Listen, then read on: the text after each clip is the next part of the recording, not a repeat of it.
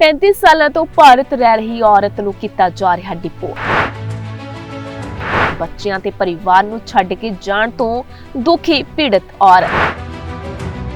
ਔਰਤ ਨੇ ਰੋ ਰੋ ਕੀਤਾ ਆਪਣਾ ਦੁੱਖ ਬਿਆਨ। ਕਿਹਾ ਮਰ ਜਾਊਂਗੀ ਪਰ ਪਾਕਿस्तान नहीं जाना।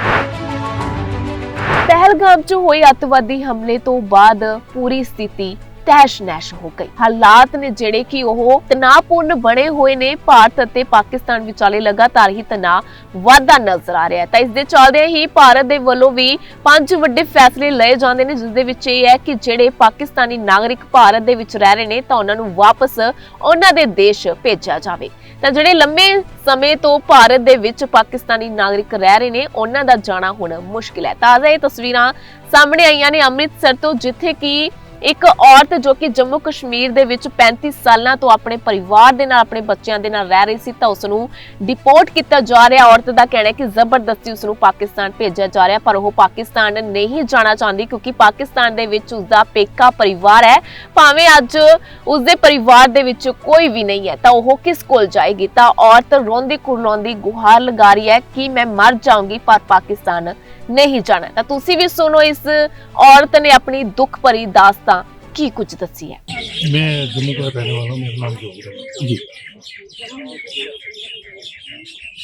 जो एक आर्डर गवर्नमेंट का है कि भाई सारे पाकिस्तानियों के भेजिए, लेकिन उसके साथ एक आर्डर निकला कि एलटी जो वीज़ा वाले हैं वो जी के टाइम पे ऊपर वीज़ा अप्लाई कर दिया एक्सपायरी से पहले। हमारा अपने तरफ से हमने पूरा कर दिया, लेकिन जब हमें ये नोटिस थमाया गया, इसमें कहा जी कि आपने टाइम पे नहीं भरा और नहीं भरा, जिसकी वजह से आपका वीज़ा जो है रिजेक्ट कर दिया गया।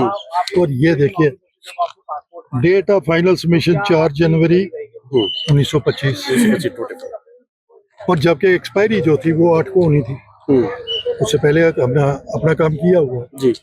अगर वो ऑनलाइन है सिस्टम सारा, तो अगर वो कंप्यूटर खोल के नहीं देखते और वो फाइल को आगे नहीं भेजते तो उसमें हमारा कसूर क्या? तो बात क्या हुई है भैया? अब ये है कि रात को पुलिस आई है, उन्होंने हमें ये नोटिस जो है वो थमा दिया कि आप इंडिया छोड़ के चले जाओ। कितने मेंबर है आप? वाइफ का ये अकेली है। वाइफ अकेले? कितने चिर हो गए उनको इलाज में? 37 साल। 37 साल हो गए, तो अभी कुछ जागी है? ये देखने वाली बात तो ये है। ये तो गवर्नमेंट को पता होगा। लगता है कि जो पिटीशन बढ़ी हुई है, जो हमला हुआ उसकी वजह से हो रहा है। ये तो हम नहीं कह सकते उसकी वजह से है क्या है, लेकिन हमारा घर तो तबाह कर दिया ना। सर मैं इस्लामाबाद की रहने वाली थी जी। मेरी शादी 89 में हुई थी। मेरे पेरेंट्स की डेथ के बाद मैं इनके साथ यहाँ आ गई थी जम्मू कश्मीर जी। उसके बाद मैं गई नहीं हूँ। बीच में बच्चे जब थोड़े बड़े हुए फिर मेरा ऐसे ही चक्कर लगा। मैं लॉन्ग टर्म वीज़े पे रह रही हूँ, 35 साल हो गए हैं मुझे सर। लेकिन अब अचानक इन्होंने मुझे रात को 9:30 बजे पुलिस भेजी घर पे कि नहीं जी आपको डिपोर्ट किया जा रहा है, आपका वीज़ा रिजेक्ट हो गया है। सर मुझे पता चले ना, हमने तो 4 जनवरी का वीज़ा अप्लाई किया हुआ है। अगर CID वालों का फॉल्ट है या कुछ, तो इसमें हमारा क्या कसूर है सर? मेरा क्या कसूर है? मैं कभी ऐसा नहीं हुआ, ये फर्स्ट टाइम इन्होंने ये मेरे साथ इस तरह किया। अब मुझे बताएं, मेरी बेटी की कंडीशन वहाँ पे इतनी खराब है, मैं कैसे चली जाऊँ? मुझे बताए ना, मेरा कुछ ठिकाना होता तो मैं चली जाती, मैं कहाँ जाऊँ? आपके जो पाकिस्तान में जो परिवार था वो है अभी? नहीं सर, मेरे मदर फादर की डेथ हो गई थी 89 में। उसके बाद मैं शादी करके यहाँ पे आ गई थी। मेरा परिवार में कोई नहीं, भाभी थी उनकी भी डेथ हो गई, ब्रदर की डेथ हो गई। सर होता कोई तो मैं जरूर चली जाती। अपने मायके जाने को कौन नहीं चाहेगा, लेकिन जब कोई है ही नहीं है तो मैं क्या करूँ? जबरदस्ती भेज रहे हैं? जबरदस्ती भेज रहे हैं सर। कब आपको बोला गया? रात को 9:30 पौने 10 बजे पुलिस आई हमारे घर पे। उन्होंने बोला मेरी तो कंडीशन इतनी खराब, सारी रात से न सो रहे हैं और अजीब सी कंडीशन हो रही है मेरी। हिम्मत नहीं है। मेरी बेटी की तबीयत तो बहुत ज्यादा खराब है।